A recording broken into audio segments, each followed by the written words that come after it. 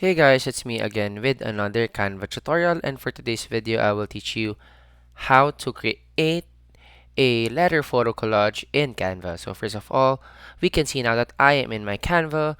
So we just go here to templates and search for letter photo collage. So once we search, let's just find a photo collage that is in the form of a letter. So maybe the closest possible is this one. Afterwards, we just click on customize this template. Upon customizing this template, we can see that these are the templates here. So we'll just go to elements, and for sure we have our own photos here. So we can just easily put our photos in these elements.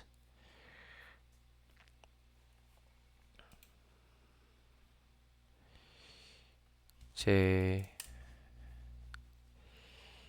we have photos here. You can just put it here, here, then next is here, then here, put it here,